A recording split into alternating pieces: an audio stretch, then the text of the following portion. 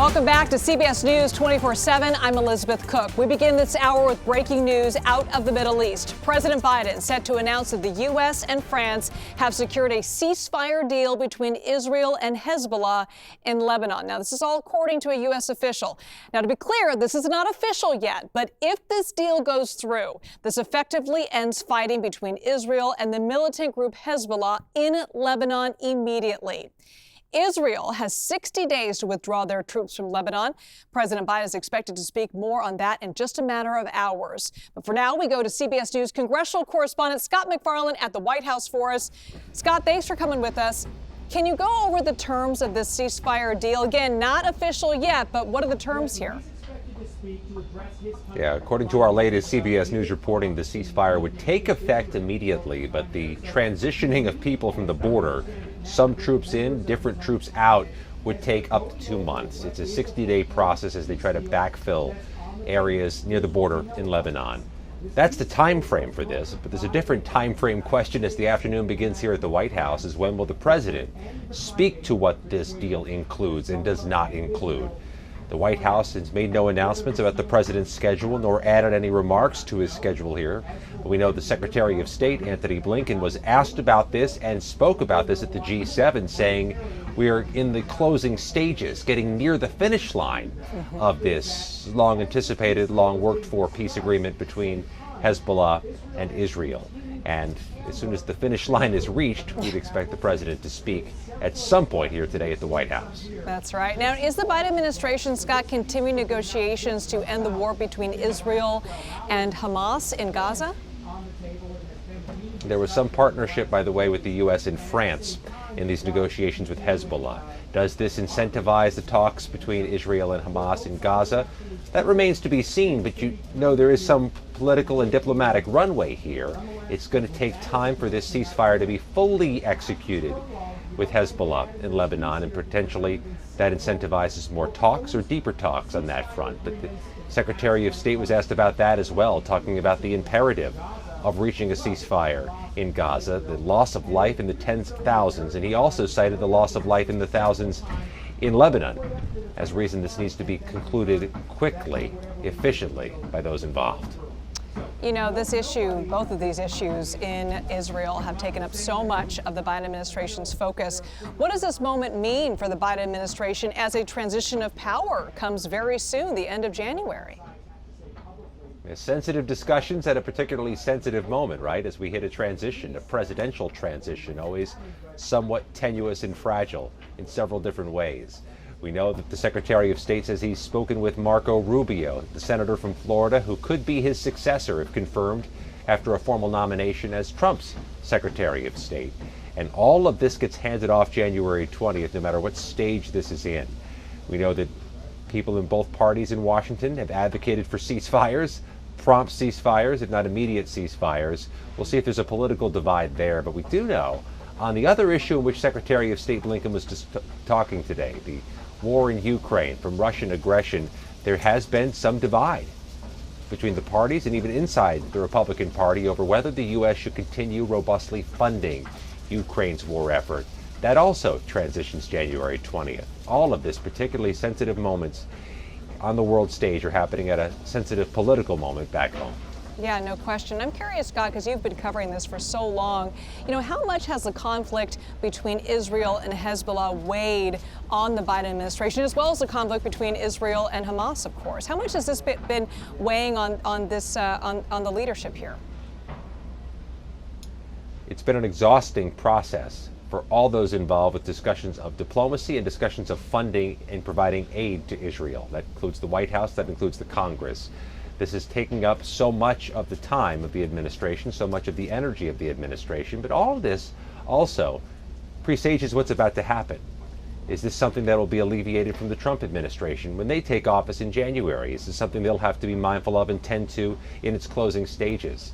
Everything is happening, not in a vacuum, but at a moment of democratic transfer of power, complicating things, to put it charitably.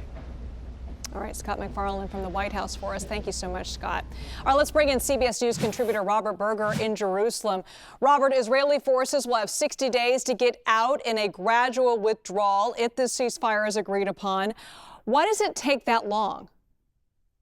Well, the Israelis first want to see if this is going to actually hold, so they're going to move out slowly. But I think the bigger issue is that Lebanon's army, which is not the strongest army in the world. I mean, Hezbollah is much stronger than the Lebanese army. So it's going to take the Lebanese army a while to organize and move in and deploy in South Lebanon. So it seems like the best way to do this is to do it gradually. The Israelis will start pulling out. And then if the ceasefire holds, they'll pull out more troops until 60 days later, they're completely out of Lebanon. So we're standing by waiting for Prime Minister Benjamin Netanyahu to speak. Any inclination of what you think he's going to say in that announcement? Well, he has to try and sell this to the Israeli public. You would think that after more than a year of war, everybody would be welcoming this agreement, but that's actually not the case, especially for the residents of northern Israel. 60,000 have been out of their homes for more than a year. They've been living in hotels. They don't really like this agreement. They felt that there should have been a buffer zone in South Lebanon. That's not going to happen. They don't know how they're going to be protected if they move back home. So he'll try to sell this as a good agreement for Israel, that it'll basically be a victory speech, I think. He's going to say that Israel dealt devastating blows to Hezbollah, and he's going to promise the residents of northern Israel that they can return safely to their homes. We're also expecting to hear from President Biden a little bit later today.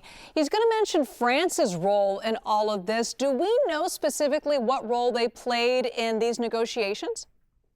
Well, France has very close ties with Lebanon. You know, there was a French mandate in the 1900s before Lebanon became independent. So France, is a very strong partner of Lebanon, maybe like the U.S. is to Israel. So the Lebanese wanted the French to be involved. Israel actually did not, because France has been extremely critical of Israel. And also, you have this indictment this arrest warrant for Netanyahu at the International Criminal Court, which France supported. So the Israelis said, no, France can't be a part of this, but Lebanon insisted, and they are now part of this monitoring committee.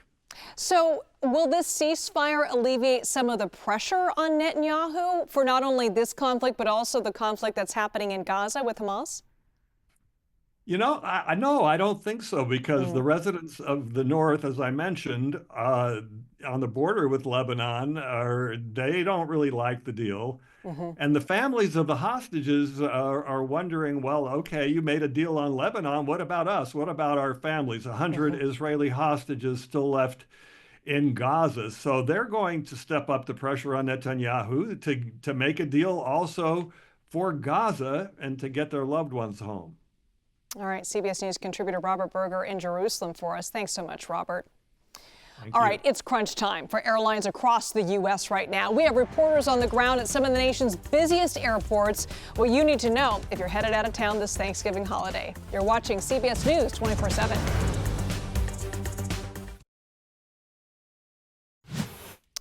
Israeli Prime Minister Benjamin Netanyahu is delivering remarks right now. Let's go live to our partners at the BBC for their coverage. And we're expecting him to announce that there has been a ceasefire agreement between Israel and Hezbollah, which would stop the fighting for about 60 days. It's a temporary ceasefire deal. And we're hearing that the fighting would stop immediately, but it would take about 60 days for the troops to officially withdraw from the nation. Now, this all comes after just a day of barrage of attacks on the city of Beirut. And again, this deal was helped brokered by the U.S. and France. We're going to hear from President Biden very soon. Let's bring in CBS News contributor Robert Berger. He is in Jerusalem for us. Robert, just give me your reaction to what Bibi Netanyahu just said. Well, it was something of a victory speech, and he was also trying to reassure a skeptical Israeli public. He listed all the things that Israel has done in this war, crippled Hezbollah. He said, quote, they've set Hezbollah back decades. He mentioned blows that Israel has inflicted on the Houthis. as well as Houthis in Yemen, as well as Hamas in Gaza. So, and he said that he understands that people are skeptical, that people here fear that Hezbollah could rearm because basically the group has been damaged but not destroyed. But he said if Hezbollah breaks this ceasefire deal, Israel will respond. Yeah, he mentioned that this doesn't mean the fighting is necessarily over. But Robert, I want to go through kind of the specifics of this deal, because if officially signed, the fighting would stop immediately, right? And then it would take a while, though, for these troops to withdraw on both sides of the border there. Can you explain that a little bit? Right. So this is a 60-day ceasefire that will probably take place immediately. I mean, Netanyahu says he's bringing it to the cabinet, and it's going to pass. So then there's going to be a gradual withdrawal of Israeli troops. It'll take 10 days, according to U.S. officials, for the first Israeli withdrawal to take place. The reason being, apparently, that Lebanon's army, which is due to take up security control there, is really not ready to do it. So they'll move in gradually. After they move in, and if the ceasefire holds, then more Israeli troops will pull out until this withdrawal is complete in about 60 days. You know, Netanyahu kept mentioning, too, kind of the bigger picture of all of this and how this particular decision today could also impact other talks with other regions, specifically Hamas in Gaza. What did you make of that? Did you make that he's intending to try to reach some sort of agreement in that region? Well, that would be the logical next step, because you've quieted one front where Israeli forces, have been bogged down really for a while now, including ground forces that are there. And also the Air Force has been bogged down on bombing in Lebanon and in Beirut, as well as what's going on in Gaza. So he said he hopes that this will now isolate Hamas that rules Gaza, and that they will be more prone and open to making a deal that would see the release of about 100 Israeli hostages still held in Gaza. You know, you brought up this earlier in our newscast about not everybody was in favor of a ceasefire deal. Can you explain why some folks didn't want this to happen? Well, if you have your enemy on his back foot, and if you've inflicted heavy blows, there are a lot of people here in Israel who would like to finish the job, so to speak. They feel that Hezbollah has been damaged, but not destroyed. And so it's kind of like if you're in a boxing match, you want to see a knockout blow, and you don't want to let your opponent back up. Now, I want to play for you this sound we got from the Department of Defense now reacting to the ceasefire talks and discussing the role the department could play if the deal is officially finalized. Let's listen in. I want to get your reaction. Well, I don't want to get ahead of the process here. We are certainly very supportive of the ceasefire, and the Department of Defense plays an important role within our interagency here in the U.S. And on working with partners in the region to prevent a wider conflict. And so, again, Fadi, we'll keep you updated on it. One follow-up. How do you see potentially the impact of this ceasefire on what's been happening in Gaza in terms of the war, in terms of the potential famine, and in terms of the deal over ceasefire and the release of hostages? Sure. And this is something that Secretary Austin has talked about quite a bit, is that for a while we've seen diplomatic means as key to enabling both Lebanese and Israeli citizens to returning to their homes on both sides of the blue line. And so that's probably the most significant, as well as just the simple fact of reducing the amount of violence that we're seeing and the destruction and death on both sides of the border. So I think that is probably the most prominent. Certainly, we still want to see a situation in Gaza where there's a ceasefire so that we can increase the flow of humanitarian assistance and restore a sense of stability and security in that region and see an end to the conflict between Israel and Hamas. And so a lot of potential good could come out of this ceasefire. Let me go to the phone here real quick. Jeff Schogel, Task and Purpose. Thank you very much. Have there been any attacks on U.S. troops in Iraq and Syria? All right, you're watching the press conference there with the Defense Department there at the Pentagon. Robert, reacting to Prime Minister Netanyahu's address to the folks in Israel. What was your reaction to that statement by the Department of Defense? Well, the U.S., of course, has been pushing for a ceasefire in Lebanon for a long time. So this is obviously in the U.S. interest that this ceasefire would hold. Now, the U.S. and France and Britain are going to have an overseeing role here to see that the ceasefire is actually implemented, because Israel is concerned, obviously, that Hezbollah could try to make its way back into South Lebanon. Of course, it's also supposed to withdraw its forces. We talked about the Israeli withdrawal. Hezbollah is supposed to move up to the Litani River, which is about 18 miles north of the Israeli border. So the U.S. Plays a very important role in overseeing this conflict and or this ceasefire, and in implementing it. And the Israelis say if the U.S. says there's a breach, that they have a right to retaliate. Robert Berger, thanks so much for sticking with us and for breaking that down for us. We'll check back in with you, I'm sure, a little bit later. Thanks so much. All right, CBS News foreign correspondent Deborah Patta is here with us. Deborah, first, your reaction to what we just heard from Netanyahu and what he announced there. Well, it's still all a little bit confusing. We don't have any details of what a ceasefire would look like. But Prime Minister Benjamin Netanyahu has essentially said that the War Cabinet, which is a smaller group of people, has approved a ceasefire deal, but that it will still go to the bigger cabinet. That will probably happen tonight. But essentially the fact that he's appearing on national television to address the Israeli people would appear that it is a done deal. Now, what those details are, he has not given us any indication in any full sense of what those could be. But he listed their accomplishments, saying that this is because of the resilience of the people in the north, people along the border with Lebanon, that they managed to destroy many Hezbollah command centers, a lot of Hezbollah weapons. They assassinated the leader of Hezbollah, Nasrallah. And all these achievements have led to this particular moment. So it was essentially an opportunity to show what the efforts of this part of the war has been. They've also decoupled the issue of the fight in Lebanon from the issue, the fight and the war in Gaza.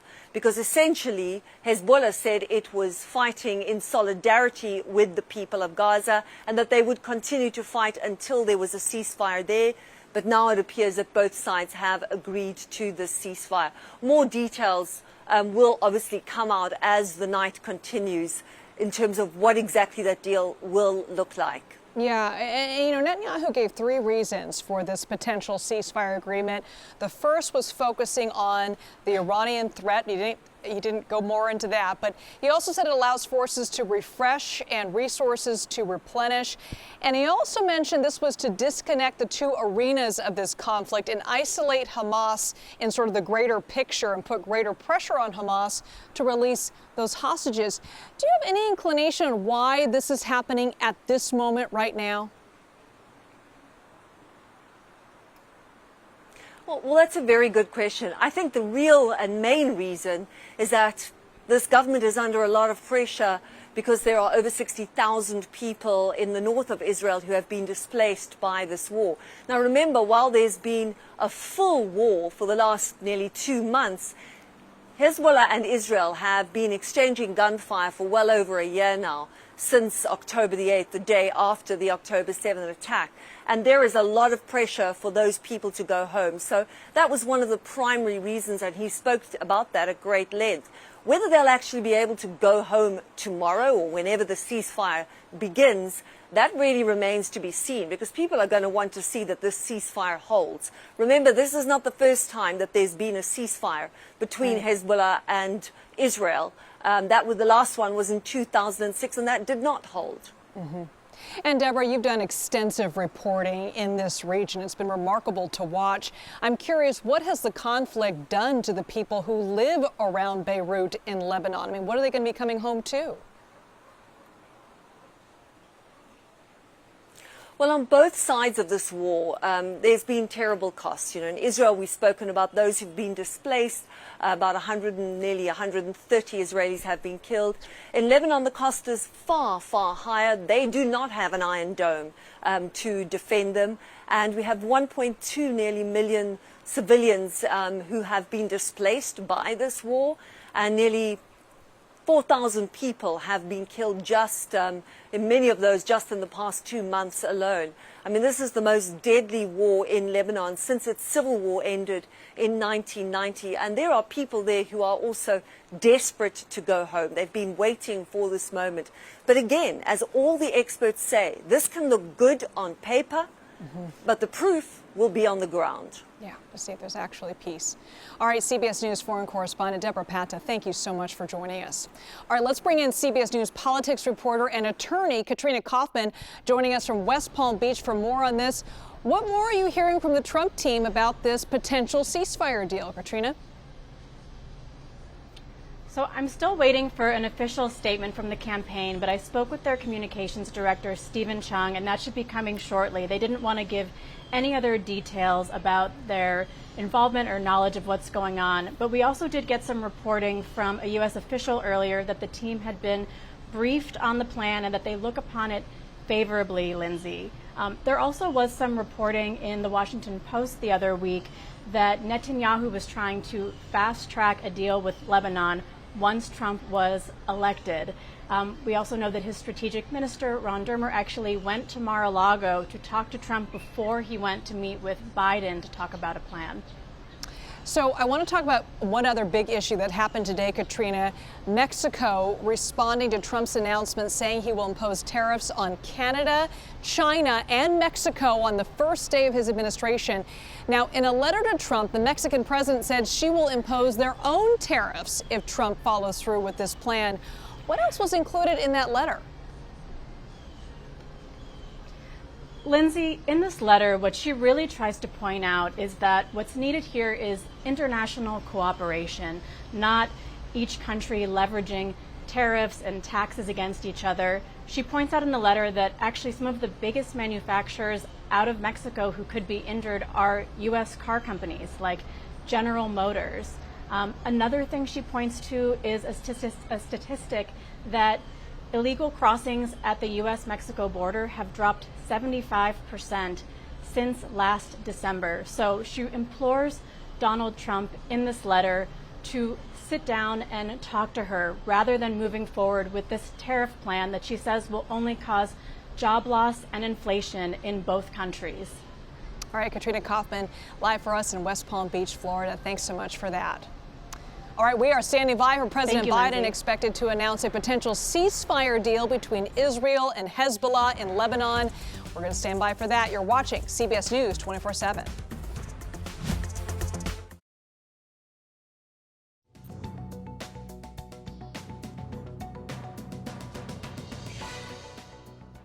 Now let's turn to a major announcement from President-elect Donald Trump that could have a direct impact on your wallets. He is vowing sweeping tariffs on Mexico, Canada, and China.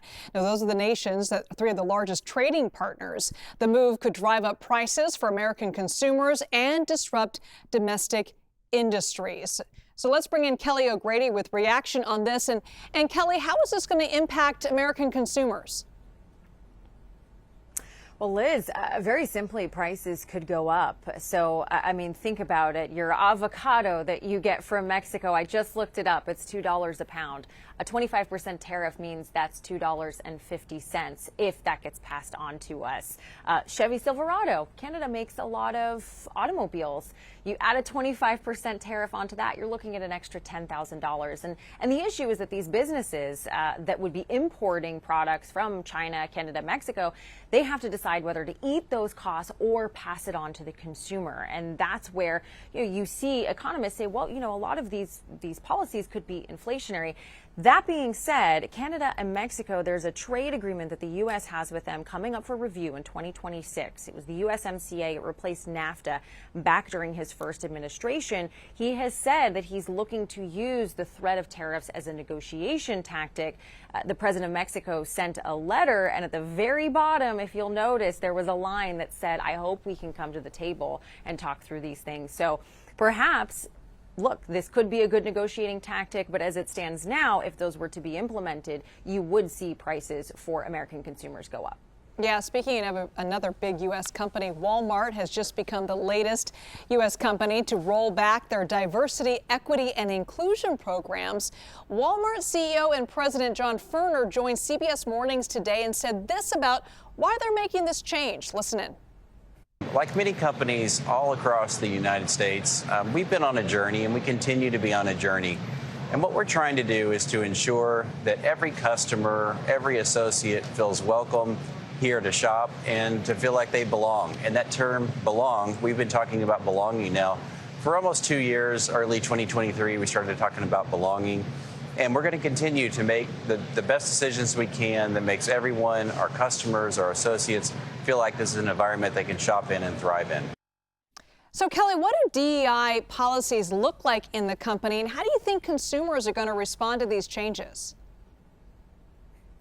So I was actually looking into some of the policies that they're rolling back. So one is they're not recommitting to a 5-year commitment they had originally made to an equity racial center.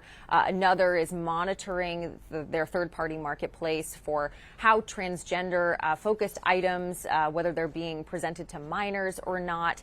In terms of how consumers will react, Walmart's a public company, and I imagine that they've done a lot of research. They've weighed the cost benefits here in terms of how it would impact customers. We have seen customers react negatively to companies like Bud Light and Target when they have pushed certain aspects of things. And then you've also seen customers decide that they aren't going to contribute to companies because they just don't align with their values. So I would imagine Walmart has looked at the cost benefit, and they're seeing that their customer is looking for a certain thing, and they're acting accordingly.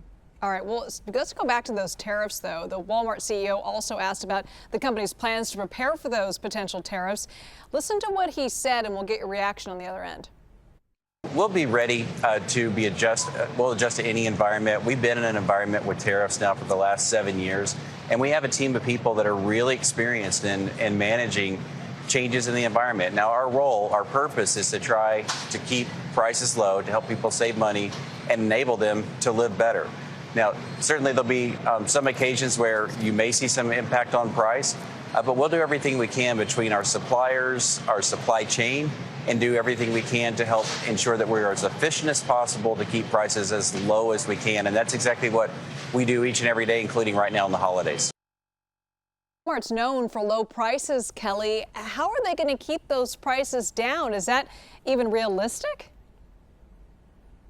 I know, right? When you hear the everyday low prices business saying that they may have to raise prices, that does make you think, oh gosh, what's going to happen to these small businesses? So, I mean, look, Walmart has a lot of products that it's importing from the countries that we were mentioning.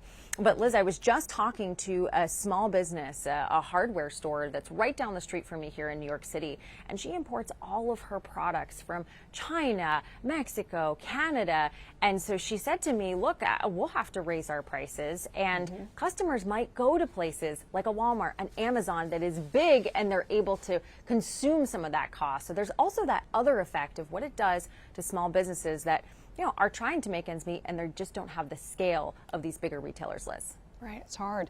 All right, CBS News Money Watch correspondent Kelly O'Grady. Thanks so much, Kelly. All right, President-elect Trump's pick for border czar, Tom Homan, visiting the border alongside Texas Governor Greg Abbott. The visit comes as the Trump administration prepares to implement its mass deportation plan. We'll have more on that when we come back.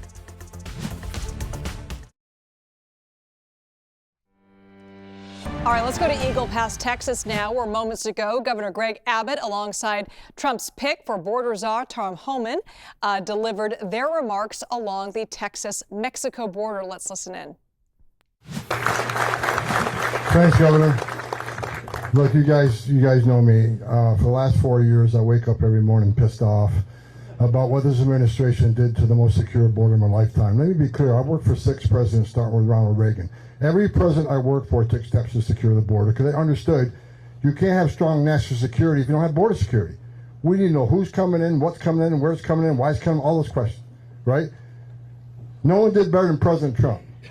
President Trump's one badass president to secure this border at a level we've never seen before. Illegal immigration was down to a 45-year low. Illegal immigration was down between 83 and 90%. Unprecedented success. Joe Biden's the first president in the history of this nation who came into office and unsecured a border on purpose. This isn't mismanagement. This isn't incompetence. This is by design. So the first morning I woke up with a smile on my face was the day after the election when President Trump won. Because he's going to come back, he's going to finish the job he started.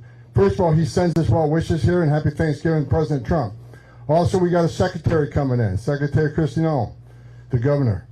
I've met with her numerous times. She's the right person at the right time for the right job. She gets it. She has a lot of great ideas of her own. So I'm looking forward to Kristi getting through the confirmation process and coming to work with us. I think she's doing a fabulous job. Today is the first day I've been at Shelby Park. I'm here. Governor Abbott has done an amazing job. Illegal immigration in Texas is down 86%. 86%. Think about that. This is a model we can take across the country. We're going to help Governor Abbott finish the job he started, but this is a model we can take across the country. Unprecedented success in Texas. It's a shame the taxpayers of Texas have to spend billions of dollars to do the job that this administration failed to do, didn't want to do. And because of that, what everybody in this room today, you got to understand, you're a national hero and you're saving this nation. Let me explain why. It's just not about illegal immigration anymore. When this administration calls the crisis the biggest they caused, it overwhelms the Border Patrol. And because the Border Patrol is so overwhelmed taking care of this humanitarian crisis, many of them are pulled off the line. And what happens then? 600% increase in sex trafficking. And that is Tom Homan, President-elect Trump's pick for border czar, speaking to troops there alongside Texas Governor Greg Abbott. Abbott and Homan toured the border there and helped serve food to the crews working at the border between Texas and Mexico.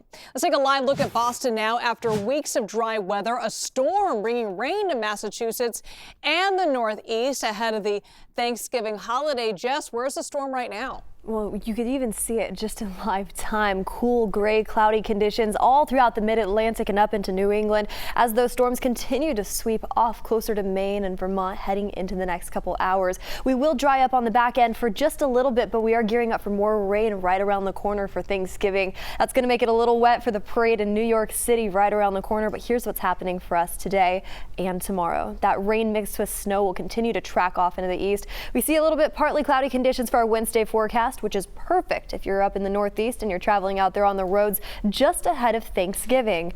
Thanksgiving comes around though, and there's something to be thankful for. It's been a very dry season so far.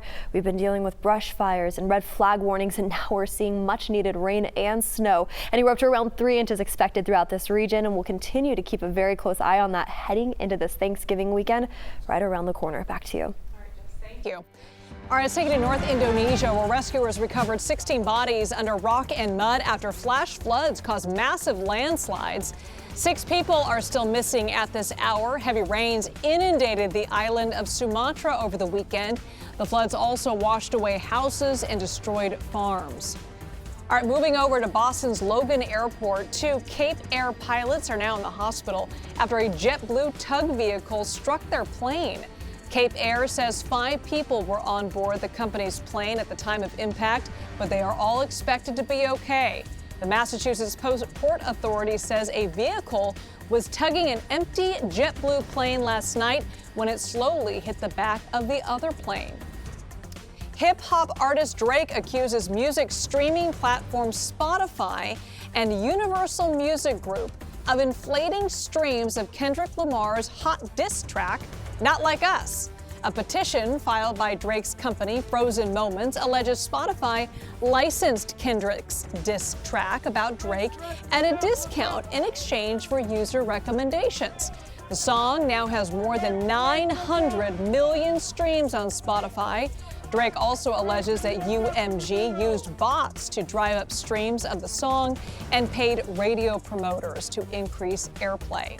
UMG releasing the statement saying, quote, "The suggestion that UMG would do anything to undermine any of its artists is offensive and untrue. We employ the highest ethical practices in our marketing and promotional campaigns. No amount of contrived and absurd legal arguments in this pre-action submission can mask the fact that fans choose the music they want to hear." Well, that's it for us here at CBS News 24/7. Let's take a live look at the White House before we go, though. President Joe Biden expected to speak in about 30 minutes on a potential ceasefire deal between Israel and Hezbollah in Lebanon.